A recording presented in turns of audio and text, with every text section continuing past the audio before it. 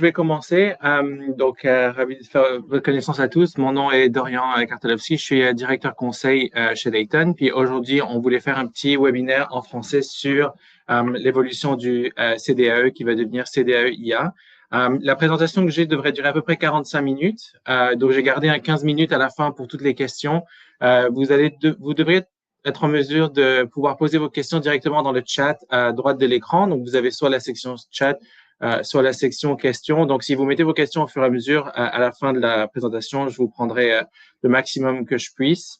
Pas besoin de prendre de notes non plus. On vous enverra tous une copie de la présentation aussi. Donc, surtout, n'hésitez pas à poser toutes vos questions. Je vais partager mon écran.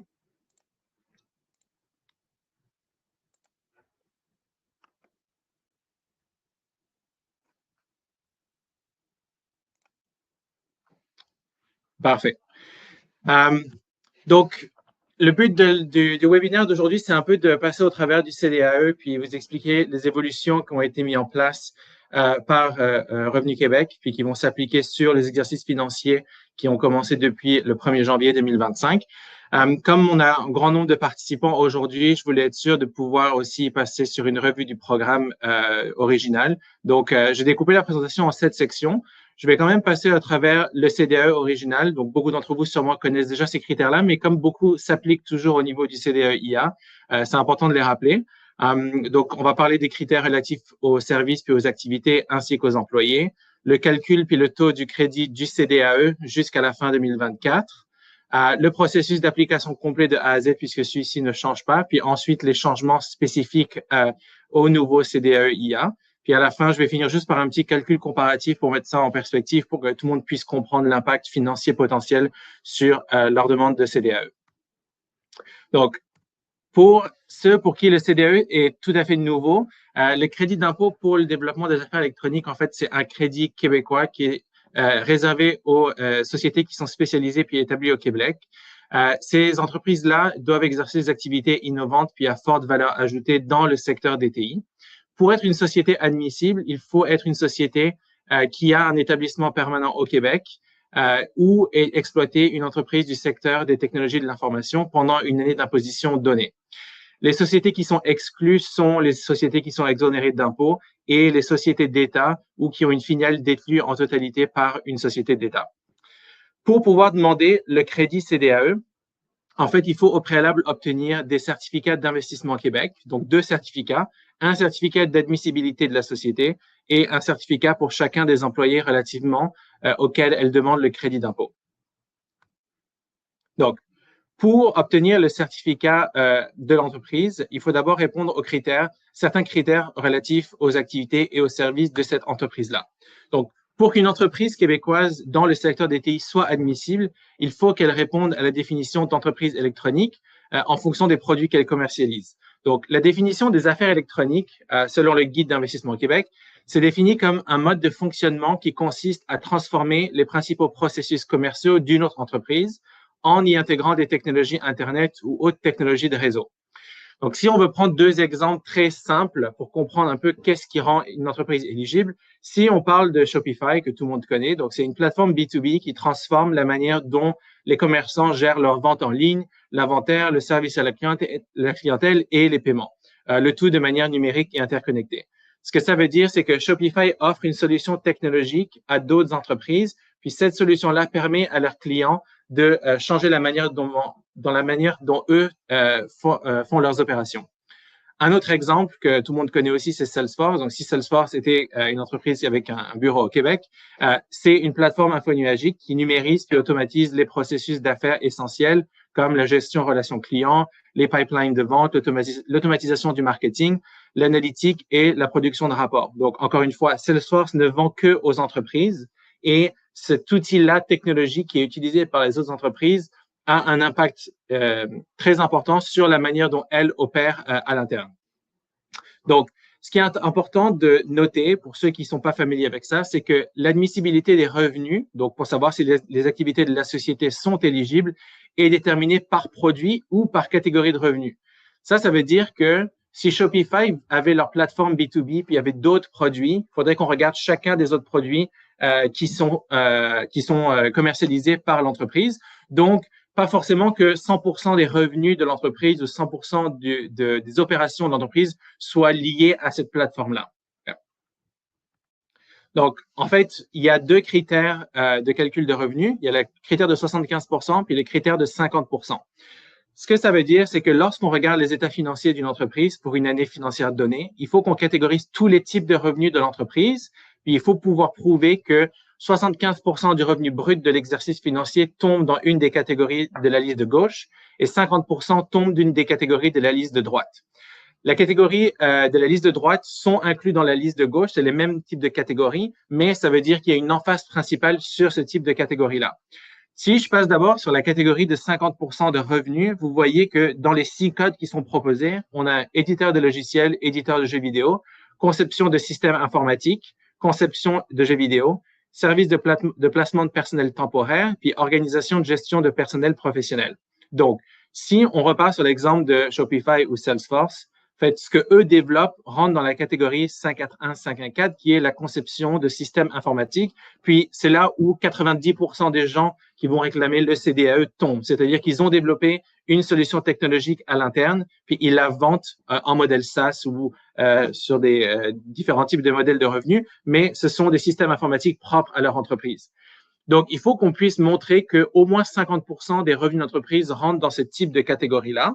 Puis, sur le 75%, on a des catégories en plus qui sont ajoutées, qui sont connexes à ce type d'activité. Par exemple, la fabrication de matériel informatique, fabrication de matériel de télévision, de semi-conducteurs, commerce de gros d'ordinateurs, magasin d'ordinateurs ou de logiciels. Donc ça veut dire que si je suis une entreprise qui développe mon propre ERP et puis qui le vend à d'autres entreprises, imaginons que cet ERP-là représente 60% de mes revenus, puis qu'en plus, je fais, par exemple, de la refacturation de logiciels que j'intègre dans mon ERP parce que certains clients veulent des options précises. Puis moi, je ne vais pas développer ces options-là. Donc, par exemple, je vais faire une intégration de Twilio pour avoir de la téléphonie dans mon ERP.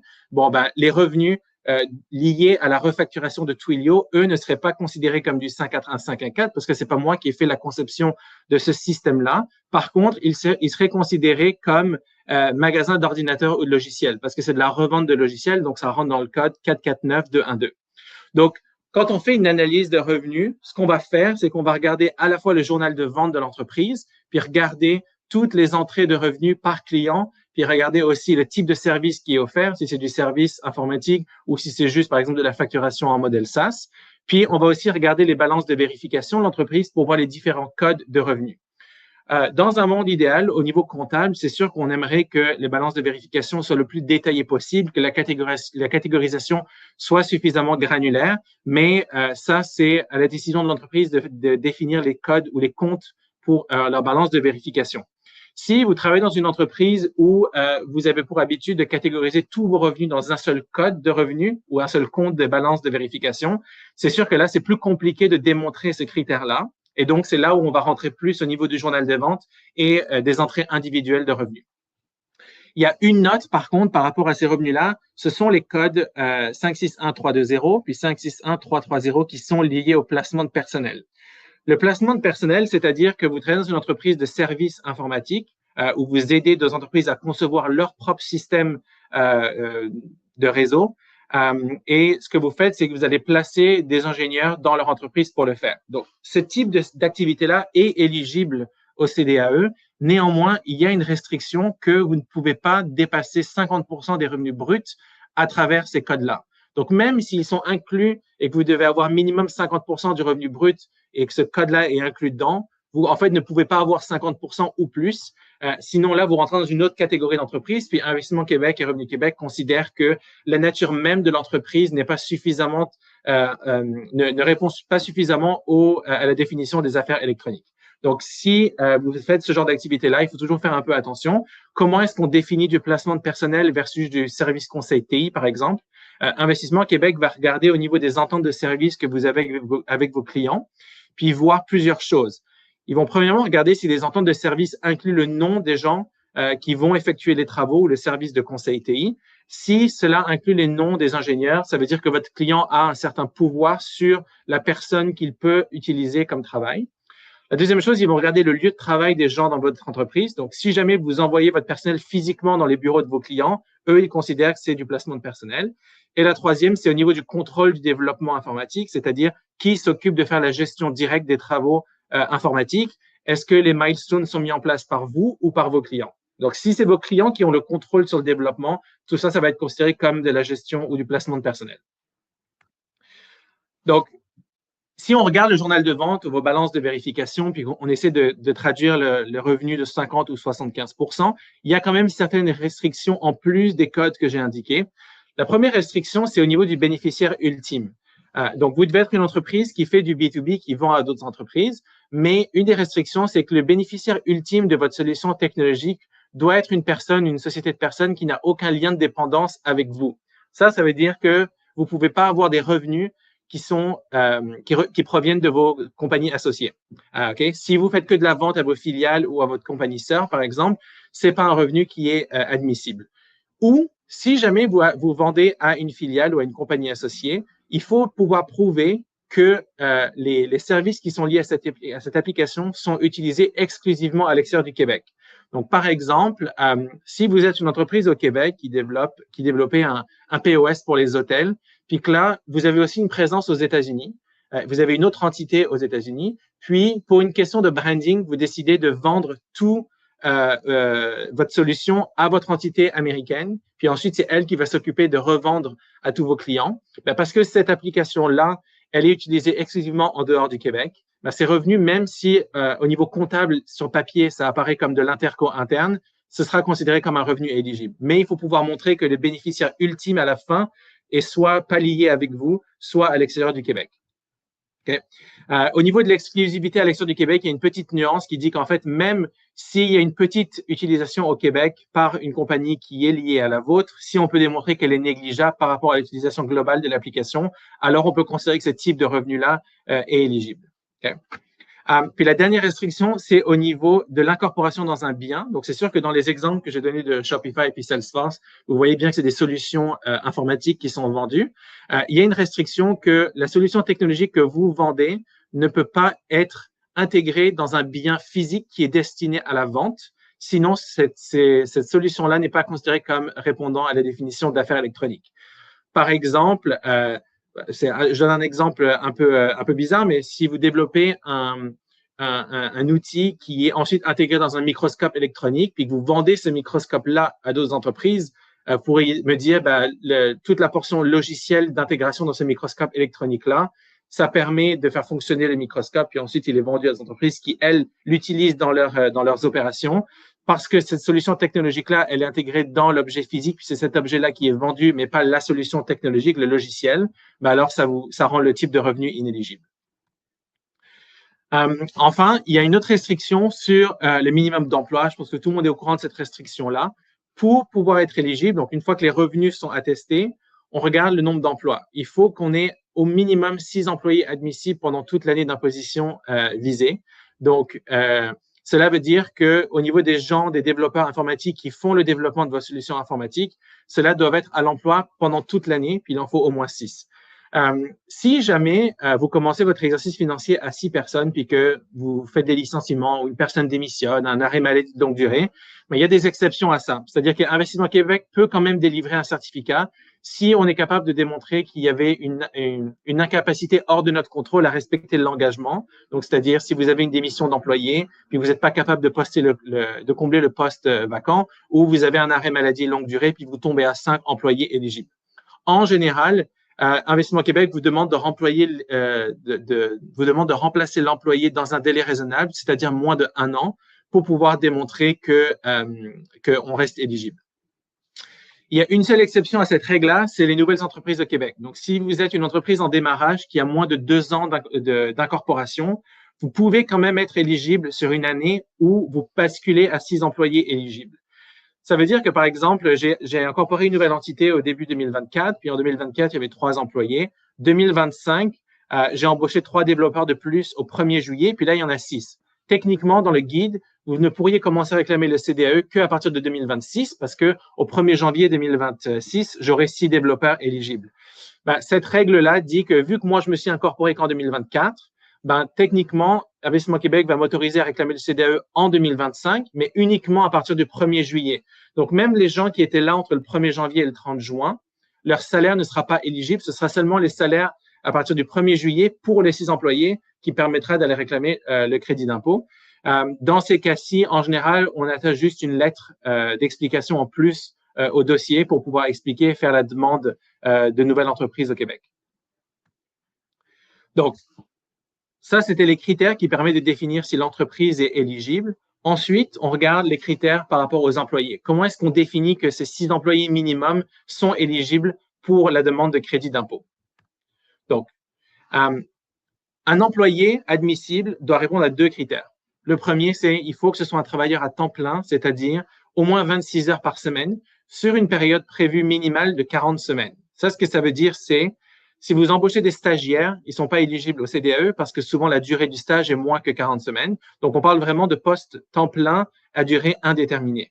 Si vous embauchez quelqu'un à 30 heures semaine, par exemple, puis que au courant de l'année, il descend à 15, il passe à 20, il remonte à 30, il sera inéligible aussi parce qu'il faut qu'il maintienne consistamment 26 heures par semaine pour pouvoir être éligible. Donc, si c'est quelqu'un qui a des heures variables et qui bascule, ça va aussi rendre très compliqué de réclamer cette personne-là. Et le deuxième critère, c'est que la personne doit consacrer au moins 75% de son temps à faire des activités admissibles que je vais décrire plus tard. Okay. Si jamais vous avez un employé qui est temporairement absent pour maladie ou congé parental, c'est des exceptions que Investissement Québec autorise, c'est-à-dire que ça ne rend pas inéligible l'employé. C'est juste le nombre de jours qui va être attesté sera uniquement quand il travaillait, mais c'est pas considéré comme une personne qui travaillait moins que 40 heures, moins que 26 heures par semaine. Donc, pour pouvoir démontrer les 75% d'activités éligibles, je vous ai mis une petite liste ici entre une activité éligible et une activité non éligible. Donc, une activité éligible, c'est un service de consultation en technologie de l'information. Donc, c'est-à-dire quelqu'un qui s'occupe du développement de votre système ou de votre solution électronique. Okay? Le développement, l'intégration, la maintenance et l'évolution de cette solution technologique-là est éligible sur l'ancien CDAE. Par rapport à la maintenance et à l'évolution, il faut pouvoir démontrer que ce sont des activités qui sont accessoires par rapport aux activités de développement. C'est-à-dire que tout le développement de nouvelles fonctionnalités, c'est considéré comme du développement, mais quelqu'un qui s'occuperait juste de faire de la maintenance toute l'année serait beaucoup plus compliqué à réclamer parce que cette activité-là devient son activité principale. Okay? La dernière activité qui était éligible jusqu'en 2020 était la conception et le développement de solutions de e-commerce. Ce type d'activité-là a été rendu inéligible en 2020.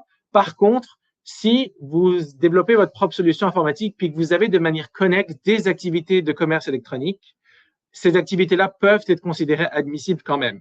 Ce changement qu'il y a eu en 2020 était uniquement pour empêcher les compagnies qui ne font que du commerce électronique de ne pas réclamer. Par contre, une compagnie qui fait un peu de commerce électronique de manière accessoire ne va pas impacter sa demande de crédit suite à ce changement-là. Les activités non éligibles, c'est facile, c'est toutes les activités en fait qui ne sont pas du développement pur. Donc, par exemple, c'est les activités qui ne sont pas liées aux affaires électroniques, les activités qui sont du développement qui permettent l'intégration de votre solution technologique dans le bien, vu que si vous avez un bien à la vente, ce bien-là n'est pas éligible.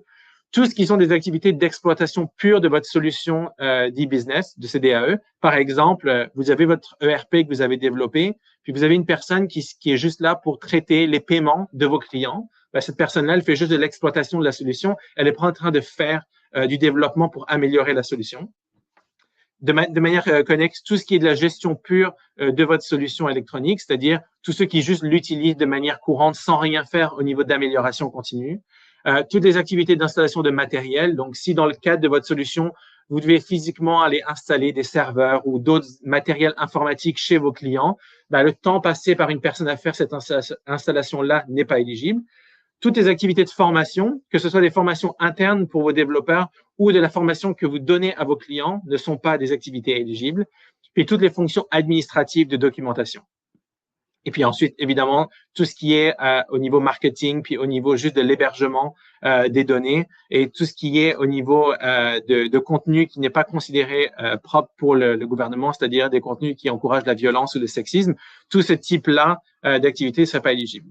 Donc, pour chacun des employés techniques que vous avez dans votre entreprise qui font du développement de votre solution électronique, il faut regarder le ratio du temps qui passe sur les activités éligibles versus non éligibles et il faut pouvoir démontrer 75% de leurs tâches sur une année donnée qui rentrent dans des tâches éligibles. Donc, comment est-ce qu'on peut démontrer ce 75%-là? Donc, ça, c'est un peu plus compliqué. Investissement Québec a sorti un guide pour ça, justement, parce que la démonstration du 75%, c'est une tâche que c'est la responsabilité de la personne qui demande le crédit. Donc, c'est à nous de pouvoir prouver ça à Investissement Québec. Si on n'est pas capable de le prouver, Investissement Québec est en droit de refuser l'employé, même si la personne est un développeur, par exemple. Donc, il faut qu'on puisse fournir des preuves qui confirment les tâches énumérées, puis montrer qu'elles ont vraiment été effectuées avec le pourcentage de temps indiqué. Donc, évidemment, vous voyez où je veux en venir. Le plus simple, c'est les feuilles de temps. C'est considéré comme le document par excellence pour pouvoir prouver le temps que passe chacun de vos employés. Donc, si vous réclamez ce crédit-là, vous avez des équipes de développement, c'est important de trouver une manière de leur faire des feuilles de temps tout au long de l'année pour pouvoir justifier le temps qui passe sur des tâches de développement. Okay? Les feuilles de temps, en général, doivent inclure le nombre total d'heures qui sont travaillées par jour par l'employé, le nom du client, si c'est toujours des projets clients, mais si c'est des projets internes, une solution technologique interne, vous n'avez pas besoin du nom du client, le nom de la mission, du projet, par exemple, si c'est un projet interne, et puis une description des tâches qui ont été faites sur ces heures. Donc, par exemple, sur une journée de 8 heures, si je suis un développeur, je passe ma matinée à faire du développement pour coder une nouvelle fonctionnalité, puis mon après-midi à faire du QA, où je fais 2 heures de QA, puis 2 heures de formation interne sur une technologie. Il faut pouvoir scinder ces 3 slots d'heures-là comme ça. C'est sûr que dans la réalité, pour avoir fait beaucoup de demandes CDAE, je vous dirais que 80 à 90% des compagnies n'utilisent pas de feuille de temps. Donc, dans ce cas-là, la manière dont moi je fonctionne, c'est d'utiliser Jira. Ce qu'on va faire, c'est qu'on va regarder tous vos tickets Jira, qui est l'outil en général que tout le monde utilise, mais ça peut être Notion, ça peut être Confluence. Regardez tous les tickets, puis à partir des tags que vous utilisez sur les assignees et les personnes qui travaillent, avec une fréquence et les dates de création des tickets, on est capable de justifier l'implication d'une personne. Mais ce n'est pas parfait comme documentation, c'est mieux que rien. Puis après, on se base avec le CV de votre employé, le contrat d'embauche. Quand vous embauchez des nouveaux développeurs, par exemple, c'est important dans le contrat d'embauche d'avoir une annexe avec la liste des responsabilités, puis mettre l'emphase sur les tâches techniques. Parce que ça va prouver que la personne au départ a été embauchée pour faire du développement pur et non pour faire de la formation ou pour faire juste de l'administratif.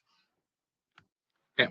Donc, si j'essaie de récapituler rapidement, si on est une entreprise puis qu'on est capable de démontrer le 75% puis le 50% de revenus, ensuite on regarde tous les employés techniques que vous avez qui travaillent activement sur votre solution, puis là, pareil, on essaie de démontrer le 75% de temps. Donc, le calcul du crédit, donc là, je parle du CDAE classique. Donc, comment ça marche? C'est qu'on prend le salaire total de l'employé admissible, puis ce salaire-là est plafonné à 83 333. Ce plafond est proraté au nombre de jours pendant lequel l'employé est attesté dans l'entreprise. Donc, par exemple, si vous avez quelqu'un qui entre à l'emploi au 1er juillet, puis votre année financière est au 31 décembre, ça veut dire qu'il est là pour 180 jours. Donc, le plafond va être 83 333 fois 0,5, qui est le temps en tant qu'employé dans l'entreprise. Donc, ce calcul-là, il s'applique pour toutes les années financières qui ont débuté avant le 1er janvier 2025. Donc, pour beaucoup d'entreprises, on est encore en train de regarder ce crédit-là parce que vous n'avez peut-être pas une année calendrier ou si vous avez une année calendrier, vous êtes encore en train de travailler sur votre demande 2024. Pour cet exercice-là, le crédit est 24% remboursable, 6% non remboursable, donc un total de 30%. Si je prends un exemple, si je suis une entreprise avec 10 employés admissibles, sont tous employés temps plein sur toute l'année, puis chaque employé est payé 80 000 $ par an. Donc, c'est en dessous du seuil du plafond de 83 333. Donc, le crédit remboursable, c'est 80 000 fois 24% égale 19 200 fois 10 employés, 192 000. Puis le non remboursable, 83 000 fois 6% égale 4 800 fois 10%, 48 000 $ de crédit non remboursable. Donc, juste pour refaire une note au cas où, mais le crédit remboursable, c'est-à-dire que c'est un crédit sur lequel vous allez recevoir un remboursement direct. Crédit non remboursable ne peut être uniquement appliqué contre de l'impôt à payer. Si vous êtes une compagnie qui ne fait pas de profit et donc n'a pas d'impôt à payer, ce crédit non remboursable-là peut être reporté pendant 20 ans avant d'expirer. Okay? Vous ne pouvez pas choisir de ne pas le prendre, vous êtes obligé de le prendre avec le CDAE. Par contre, il va être automatiquement repoussé à l'année suivante jusqu'à ce que vous l'utilisez. Donc, même si vous ne faites pas de profit en ce moment, Si vous prévoyez de faire des profits sur les 5, 10, 15 prochaines années, en fait, vous pouvez bâtir une sorte de pool de crédits non remboursables pour qu'à partir du moment où vous fassiez du profit, peut-être pendant les 4-5 premières années, vous allez avoir 0 d'impôt à payer au niveau du Québec grâce à ces crédits-là. Okay. Une petite aparté sur le processus d'application maintenant. Donc, j'ai coupé le processus d'application en 6 steps pour faire ça simple, mais en gros, vous devez en premier préparer un dossier pour Investissement Québec pour faire la demande de CDAE. Okay? Dans ce dossier-là, vous avez le formulaire officiel de demande, puis une liste de documents justificatifs.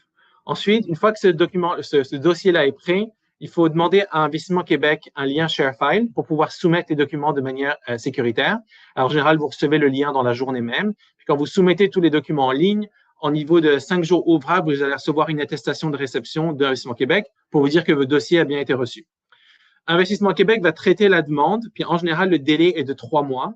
Pendant ce délai-là, Investissement Québec peut demander une rencontre physique si vous êtes un premier demandeur pour voir vos bureaux ou une rencontre virtuelle. Puis, ils vont aussi demander des documents supplémentaires pour appuyer la demande. En général, par exemple, les feuilles de temps pour prouver le 75% des employés et tout ça. Une fois que c'est approuvé par Investissement Québec, donc 3 mois plus tard, vous allez recevoir une facture d'Investissement Québec parce que la demande d'analyse d'Investissement Québec est payante. Donc, cette facture-là, elle est émise après que vous ayez été accepté. Si jamais votre demande est refusée, il n'y a pas d'honoraire à payer, c'est seulement dans le cas d'une acceptation.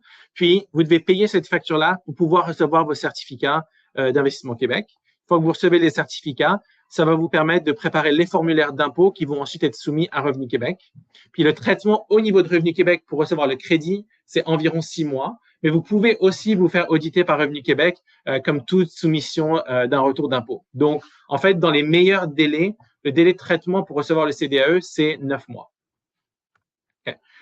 Ça, j'ai juste mis une aparté ici au niveau du processus d'application pour vous donner une idée de tous les documents à soumettre. Mais en plus du formulaire officiel d'Excel, vous allez devoir soumettre les états financiers pour les 2 derniers exercices fiscaux de l'entreprise, vos balances de vérification des 2 exercices financiers, un organigramme de l'entreprise, un organigramme corporatif qui montre tous les actionnaires de l'entreprise, un journal des ventes détaillé avec tous vos revenus, les CV, contrats de travail, relevés d'emploi et talons de paye des employés que vous voulez réclamer, puis une procuration si jamais vous utilisez une compagnie comme Layton pour préparer votre demande. Ça va nous permettre à nous de pouvoir soumettre directement au niveau d'Investissement Québec, puis Investissement Québec va nous inclure dans toutes les communications futures. Le processus de révision par Investissement Québec, donc une fois qu'on soumet tout le dossier, vous recevez l'attestation de réception. La demande d'informations supplémentaires, en général, vient dans les 4 à 6 semaines. Donc, c'est normal de ne pas avoir de retour pendant 1 mois après qu'on soumette le dossier. Une personne va être assignée à votre dossier, va regarder tous les documents, puis ils vont faire une première demande par email où ils vont vous demander une liste d'informations. Ces informations-là, en général, on nous laisse juste 1 à 2 semaines pour les soumettre. Donc, ça veut dire qu'il faut quand même préparer le package suffisamment bien en avance, puis anticiper ce genre de questions-là pour ne pas avoir demandé d'exception ou de ne pas avoir à demander une extension de soumission de documents au niveau d'Investissement Québec. Okay. Donc, maintenant, la portion, donc beaucoup de choses de ce que je viens de dire reste la même chose pour le nouveau CDAE-IA. Il n'y a pas non plus des tonnes de changements, mais au moins tout le monde est au fait des grandes lignes du programme. Donc, au niveau du CDAE-IA, il y a 2 changements principaux. Il y a le changement au niveau financier, puis le changement au niveau technique. Donc, je vais commencer par le changement au niveau financier parce que celui-là est celui qui va commencer en premier. Ce changement-là s'applique pour les exercices financiers qui débutent après le 31 décembre 2024. Donc, si vous êtes une année financière calendrier, ça veut dire que votre exercice financier 25 va être impacté par ces changements-là. L'objectif du nouveau CDAE-IA, en fait, c'est de créer une nouvelle synergie avec les acteurs du secteur TI au Québec, puis faciliter le déploiement et l'intégration des solutions d'IA dans les processus d'affaires des différentes entreprises québécoises. Donc, jusqu'à présent, donc j'ai laissé le 2024, vous voyez, au niveau du calcul du crédit, vous aviez droit à 24% remboursable puis 6% non remboursable. Donc maintenant, à partir de là, jusqu'en 2028, le pourcentage de crédit remboursable va baisser par 1% annuel, tandis que votre crédit non remboursable, lui, va augmenter de 1%. Donc, si vous êtes une année financière au 31 décembre 2025, vous allez être les premiers à être impactés par ça. Puis, quand vous allez déposer votre année 2025 CDAE, au lieu de recevoir 24% remboursable, vous allez recevoir plus que 23%, puis vous allez recevoir un 7% non remboursable, et ainsi de suite jusqu'en 2028. Pour l'instant, il n'y a pas de changement après 2028. De manière officielle, le CDAE doit rester à 20 et 10 de 2028 et les années futures. Ça, c'est le premier impact. Le deuxième impact, c'est au niveau du calcul du crédit par employé. Comme je vous ai expliqué dans le petit calcul que j'ai fait avant, vous aviez un plafond de 83 333 par employé. Donc, si on payait quelqu'un 100 000 $ sur une année complète, vous pouviez déclarer que 83 333 de son salaire. Pour 2025 jusqu'au futur, ce plafond-là est enlevé. Donc, il n'y a plus de plafond, ce qui veut dire que si on réclame, si quelqu'un est payé 100 000, 125 000, 150 000, vous êtes plus plafonné à 83 000. Donc, ça, c'est un bon point pour tout le monde. La différence, c'est que vous avez un seuil d'exclusion annuel qui est appliqué à la place par employé. Puis, ce seuil annuel, il est basé sur le montant de déduction personnelle au niveau du Québec. Donc, en 2025, c'est 18 571, mais ça veut dire que chaque année, ce seuil-là va augmenter avec l'inflation quand Revenu Québec va publier son nouveau seuil de déduction. Okay? Donc, si jamais vous aviez quelqu'un que vous payez 100 000, maintenant, au lieu de déclarer 100 000, vous allez devoir déclarer 100 000 moins 18 571. Et donc, c'est à peu près le même salaire que si vous étiez capé à 83 000. Ça veut dire que le salaire admissible de quelqu'un que vous payez moins que 100 000, vous risquez de perdre de l'argent. Quelqu'un que vous payez plus que 100 000, vous allez gagner de l'argent parce que le plafond avait un impact plus grand que le nouveau seuil. Okay. L'autre chose, par contre, qui n'a pas été clairement dite pendant les budgets puis pendant toutes les annonces gouvernementales, c'est si vous avez plus que 50% de revenus qui proviennent d'une compagnie associée, et ben dans ce cas-ci, les taux sont divisés par 2. Je sais que personne n'a entendu parler de cette règle-là, mais c'est une nouvelle règle qui a été mise en place. Donc, ça veut dire que, c'est ça, même si ce revenu d'une entité associée est éligible parce qu'on est capable de montrer que le bénéficiaire ultime n'est pas associé ou que vous vendez à l'extérieur du Québec, si c'est la majorité de vos revenus, ben vous allez tout avoir vos taux qui sont divisés par 2 à ce niveau-ci. Donc, ça, c'était l'impact financier, puis ça commence à partir du 1er janvier 2025. Donc, sûrement, votre prochaine déclaration financière va être impactée par ces changements-là. Le deuxième changement, c'est au niveau de l'éligibilité technique et l'introduction de l'intelligence artificielle. Ces changements-là, eux, sont pour les années financières qui débutent après le 31 décembre 2025. Donc ça veut dire que on a encore un an avant de voir cet impact-là.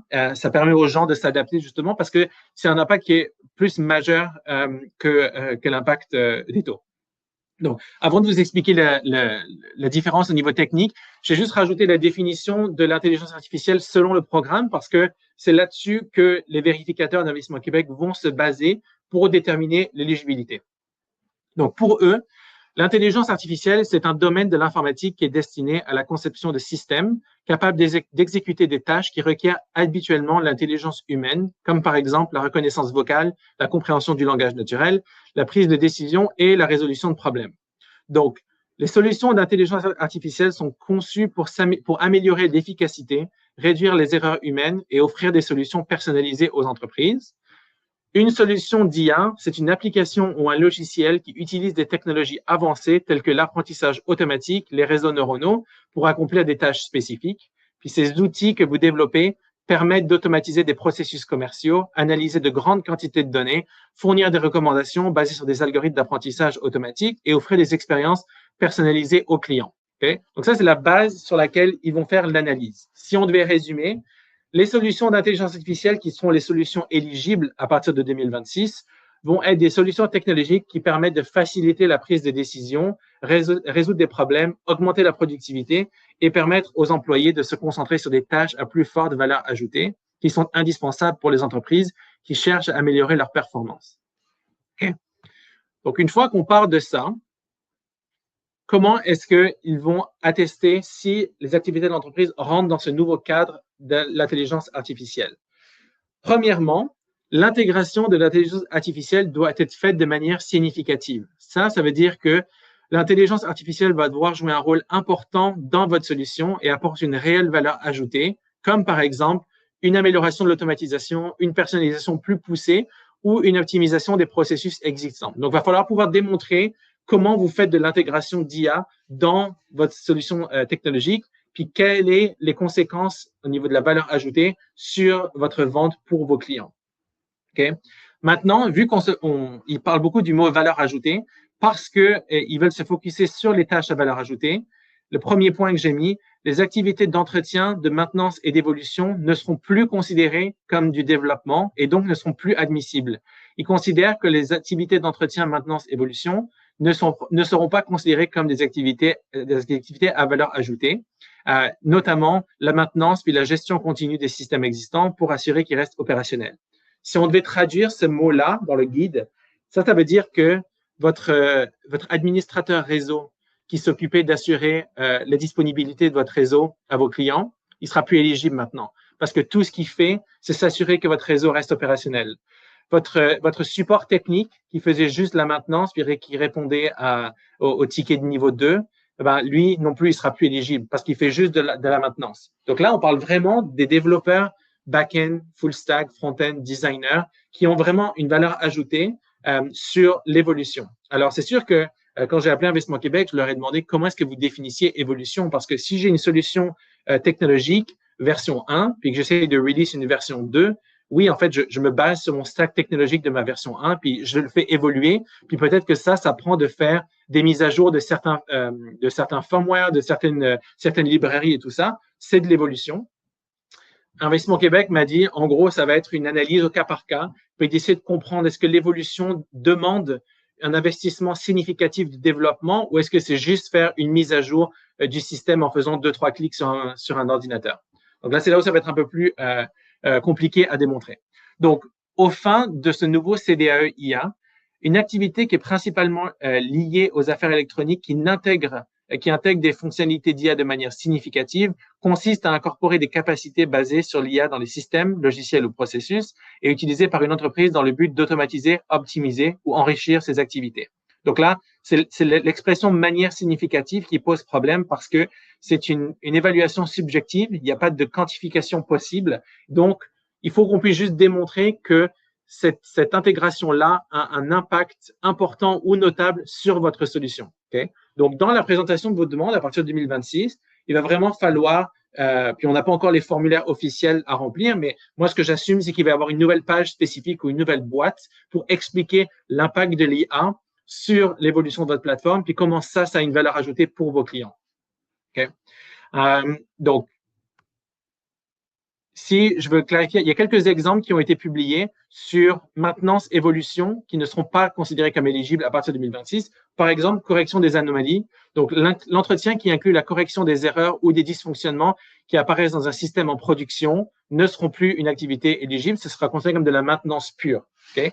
Puis, quelqu'un qui fait juste du monitoring, de la surveillance puis de la mise à jour, donc ça, c'est votre administrateur réseau, par exemple, ne sera plus considéré comme éligible. Pareil, la personne qui assure juste la disponibilité, la performance ou la sécurité des systèmes dans son état actuel, okay, à mettre en parallèle avec quelqu'un qui va travailler effectivement sur le développement de nouveaux protocoles de sécurité ou d'encryption pour la performance ou la sécurité du système. Ça, c'est différent. On parle juste de quelqu'un qui va juste faire la surveillance puis la mise à jour. Quelqu'un qui s'occupe de juste la gestion des incidents. Donc, si vous avez un Scrum Master ou un DevOps qui fait juste de la gestion d'incidents, puis qu'ensuite qui va faire des corrections mineures, ce sera aussi considéré comme plus éligible. Puis quelqu'un qui fait juste de l'installation de mise à jour de sécurité sur les serveurs ou corriger des anomalies, ce n'est plus éligible. Donc là, vous avez deux choix, en fait. Si vous avez des gens qui font ce type d'activité-là, vous pouvez essayer d'optimiser de deux manières. C'est soit de dire, je vais sacrifier un employé, puis je vais demander à quelqu'un de faire toutes ces tâches-là, puis je sais que je ne pourrais pas la réclamer. Évidemment, on voudrait que ce soit la personne la moins bien payée. Comme ça, c'est l'impact le plus petit sur votre crédit. Ou vous dites, de toute façon, il faut que je démonte juste 75% de tâches éligibles par employé. Donc, je peux comme distribuer toutes ces tâches non éligibles entre tous mes employés, puis m'assurer qu'ils ne passent pas plus que 25% de tâches à faire ce genre de tâches.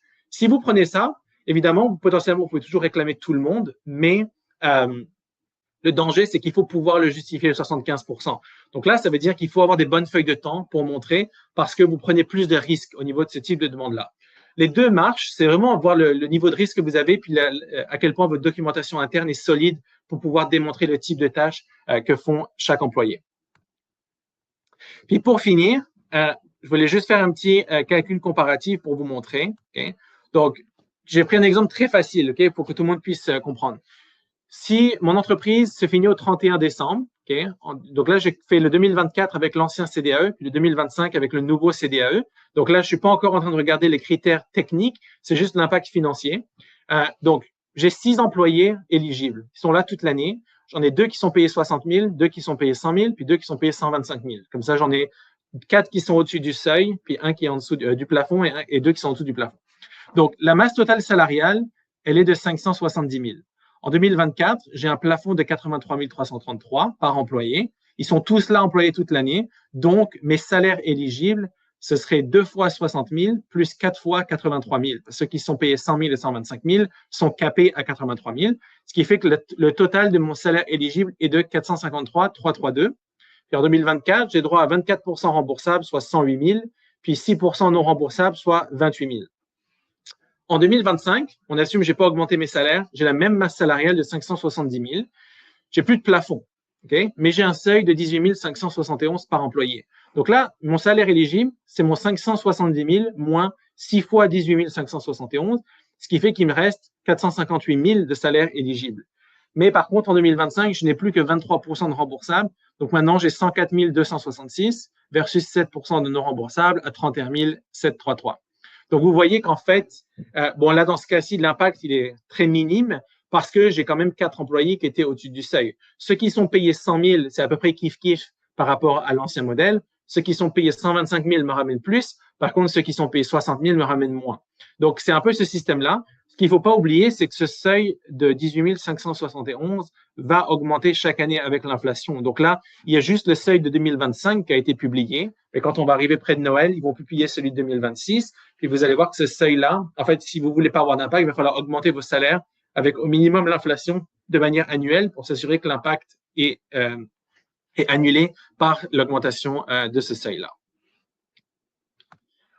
Donc, voilà, ça fait le tour des changements au niveau du crédit et j'ai fait un petit calcul. Je vais regarder un peu, je vais arrêter de partager mon écran puis je vais voir s'il y a des questions qui peuvent clarifier.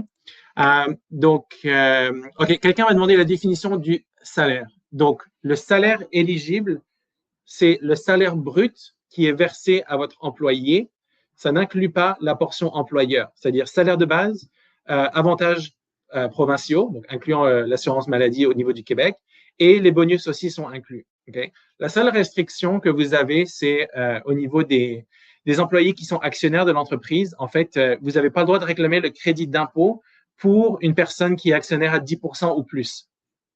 Vous avez le droit de la considérer, cette personne, dans votre calcul de 6 employés, mais par contre, vous n'allez pas recevoir d'argent du tout. Donc, si vous êtes une petite start-up de 10 personnes, puis que vous êtes 4 cofondateurs, vous avez chacun 25 de part, puis qu'en fait, 2 de vos cofondateurs sont le CTO et votre directeur R&D, par exemple, vous pouvez les mettre tous les deux pour vous assurer d'être 6. Comme ça va permettre de qualifier toute l'entreprise, mais vous allez uniquement recevoir du crédit sur 4 personnes au lieu de 6.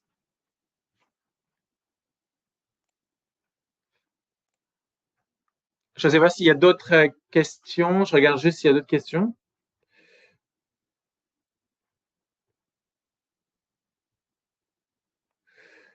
Est-ce que les gens embauchés au travers d'une agence se qualifient? En fait, ce qui est important, c'est que l'employé soit sur votre payroll.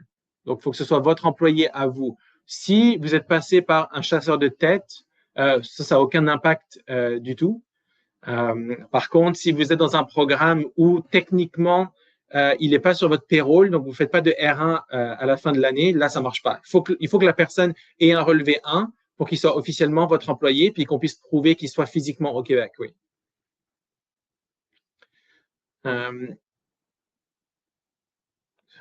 Donc, question de Jean-François. Pour le futur CDAE IA, est-ce qu'un employé est toujours admissible qui est développeur, mais ne développe pas 75% du temps dans l'IA? Malheureusement, non. Je pourrais vous envoyer une copie du guide officiel, mais en fait, les tâches de développement doivent être des tâches d'IA. Donc, en fait, il faudrait… Alors, c'est dur à expliquer, mais en gros, si vous avez votre solution ERP, puis les travaux de développement, vous intégrez une nouvelle fonctionnalité d'IA. Si vous avez un développeur qu'on n'est pas capable de relier du tout à cette fonctionnalité-là, de la manière dont le guide est écrit, il sera refusé. Ouais. Donc, il faudra toujours essayer de trouver un lien entre ce que fait la personne et l'intégration de l'IA pour toutes les tâches, ou en tout cas 75% des tâches de cette personne-là. OK. En fait, il y a plein de questions, c'est bien. OK. Scénario. 100% des revenus de développement logiciel proviennent d'une société associée. OK. Le logiciel est destiné à la revente à des clients autres, Québec et hors Québec. Est-ce que le nouveau 50% du crédit vient s'appliquer? Oui. Pour le CDAEIA, oui. C'est-à-dire que même si on assume que ces revenus-là sont éligibles parce qu'on a le hors Québec et tout ça, si 100% des revenus viennent de la compagnie associée avec le nouveau CDAEIA, les taux vont être automatiquement coupés par deux. Ouais. Mais vous allez quand même rester éligible si on peut déterminer le Québec et le hors Québec. Ouais. Une autre question, c'est est-ce qu'il faut avoir des activités liées à l'IA pour être admissible? Autrement dit, si on satisfait le seuil de 75% dans des activités traditionnelles, on reste admissible au programme. Pas en 2026, non. En 2025, oui, mais à partir de 2026, si on n'a pas d'intégration d'IA et qu'on n'est pas capable de démontrer que les développeurs de l'équipe travaillent sur ces fonctionnalités-là, vous devenez inéligible automatiquement. Ouais. Ça va être un gros impact. C'est pour ça qu'il est appliqué qu'à partir de 2026.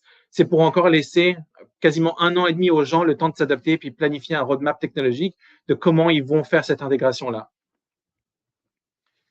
Une autre question, c'était une fois que Investissement Québec vous a facturé, la dépense est-elle considérée comme fixe ou variable selon le montant demandé? Oui, je ne l'ai pas mis dans la présentation parce que c'est très administratif, mais la facture est une facture variable en fonction du nombre d'employés qu'on demande à faire attester. Donc, c'est par tranche de 10 employés, c'est-à-dire que de 6 en fait, parce que c'est moins si vous n'êtes pas éligible, mais de 6 à 9 employés, il y a un montant à payer. Si vous demandez entre 10 et 19, c'est un autre montant. Entre 20 et 29, un autre montant. Et je pense que ça va jusqu'à 1000 employés et plus. Donc, ce montant-là augmente en fonction. C'est écrit dans le guide. Quand on vous enverra une copie de la présentation, on vous enverra aussi une copie du nouveau guide. Puis, vous avez ce tableau-là. Je pense le premier seuil, donc si vous demandez moins de 10 employés, il me semble de mémoire, c'est 3 400 $. Mais ce montant-là est aussi indexé à l'inflation annuelle. Donc, il augmente chaque année et c'est basé sur l'exercice financier que vous demandez, pas le moment où vous demandez la demande. Donc, si vous demandez pour votre exercice financier 2024, c'est un prix. Si vous demandez pour 2025, c'est un autre prix. Ce montant des employés-là est basé sur les montants que vous demandez, le nombre d'employés que vous demandez à être attestés, pas ceux qui sont attestés. Donc, si vous demandez 24 employés puis qu'ils en attestent que 18, vous allez payer le prix pour 24, pas pour 18. Une autre question, si les développeurs s'appuient sur des outils d'intelligence artificielle pour optimiser le code utilisé sur la plateforme, peut-on considérer cela comme une intégration de l'IA admissible? Personnellement, moi, je dirais que oui.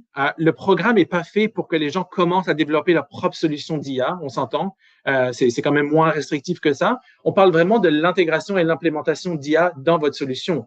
Donc, si votre projet, c'est juste de se baser sur OpenAI, puis de faire une intégration dans votre système, puis faire un beau UI pour l'intégrer, ça reste un travail éligible parce que vous intégrez, puis vous basez sur ce modèle de OpenAI. Donc, ça, il n'y a pas de problème, selon ma compréhension du guide, oui. La question, le CDAEIA remplace le CDAE traditionnel avec des nouveaux critères d'admissibilité. Oui, c'est tout à fait ça. Le CDAE officiellement n'existera plus à la fin 2025. C'est un nouveau nom, puis on ne pourra plus réclamer le CDAE traditionnel. Donc, il reste encore jusqu'au 31 décembre 2025. Vous pourrez réclamer ça. Mais si vous avez une année financière qui se termine au 30 novembre, par exemple, votre exercice du 1er décembre 2025 au 30 novembre 2026 n'est pas encore le CDAEIA parce qu'il faut que l'année commence après le 31 décembre 2025. Donc, il se peut que pour certains d'entre vous, ce soit seulement votre exercice financier 2027 qui va avoir cet impact là-dessus. Donc, ensuite, est-ce que je comprends bien que 75% des activités de l'entreprise doivent être liées à l'IA? Oui, pour l'analyse des employés, oui. C'est-à-dire que au niveau des revenus, non, vous regardez que vous êtes toujours en train de vendre votre solution. Alors oui, il faut qu'on puisse démontrer que la solution intègre l'IA, mais quand on regarde les employés, il faut que les employés travaillent sur ces activités d'intégration d'IA et de développement. Ça ne veut pas dire que vous devez juste avoir des ingénieurs machine learning ou ce genre de choses. Ça veut juste dire que si moi, je suis un développeur back-end et que vous êtes en train de faire une intégration d'un modèle LLM, par exemple, dans votre solution technologique, vous avez peut-être un ingénieur ML qui s'occupe de ça. Puis moi, en tant que back-end, vous m'avez juste demandé de construire l'infrastructure pour faire l'intégration. Je n'ai pas travaillé directement sur l'IA, mais je suis en lien avec cet outil d'IA-là. C'est comme ça qu'il faut le voir. Donc, il faut juste réussir à créer ce lien de connexion entre l'IA et ce que fait la personne. Il faut juste pas que ce soit quelque chose complètement hors contexte, qui a aucun lien direct.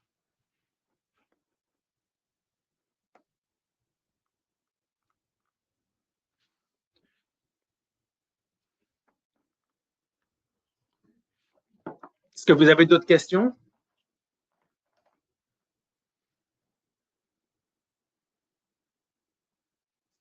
OK. Donc, merci à tous qui sont venus assister à ça. J'ai discuté un peu avec notre responsable marketing qui a organisé l'événement. Donc, on va vous envoyer une copie de cette présentation-là, sans problème. Puis, je demanderai aussi qu'on vous soumette la nouvelle version du guide qui est disponible en ligne sur le site d'Investissement Québec, qui a été publié au début de l'été, en fait. Donc, c'est assez récent. C'est sûr que ce qu'il ne faut pas oublier par rapport à ces programmes-là, puis je sais que vous avez tous entendu parler des changements au niveau du crédit R&D au niveau du Québec. Ces changements-là qui ont été annoncés dans le budget de 2025, officiellement, on a eu un guide, mais on n'a pas encore eu les formulaires. C'est-à-dire que le changement des taux que j'ai expliqué, lui, il est déjà acté dans les formulaires d'impôt pour 2025. Donc, ça, c'est sûr que ça ne va pas bouger. Toute la portion IA sur 2026, ces formulaires-là, en fait, ne vont être publiés qu'au début 2026. Donc, c'est encore dur de dire comment ils vont faire l'analyse, puis quel niveau de détail ils vont demander au niveau de l'application. Mais c'est sûr que dès qu'on voit les nouveaux formulaires qui sortent, on vous communiquera à tous. Moi, j'ai parlé avec mes contacts chez Investissement Québec, ils m'ont dit que pour l'instant, eux aussi n'ont aucune communication à ce niveau-là, surtout sur la manière d'évaluation de l'IA, autre que ce qui a été publié dans le guide. Donc, il n'y a pas vraiment d'autres informations à savoir que ça. Mais le guide est quand même assez bien construit. Vous avez aussi une section à la fin du guide qui sont une sorte de foire aux questions, les questions justement sur le type d'activité, est-ce que ça rentre dans l'IA ou pas, qu'est-ce qu'on considère comme de la maintenance. Donc, vous allez voir, il y a 2 pages de foire aux questions à la fin du guide qui n'étaient pas dans l'ancien guide, qui, je trouve, sont très pertinentes justement pour que vous puissiez vous projeter puis faire votre roadmap technologique si vous avez une sorte de pivot à faire pour l'intégration d'IA pour pouvoir rester éligible à ce crédit-là. Puis si vous avez la moindre question, vous avez au début de la présentation, vous avez mon courriel, donc n'hésitez pas à me contacter ou m'envoyer un texto si vous avez la moindre question. Et je vous remercie encore pour votre temps, puis vous souhaite une bonne fin de journée.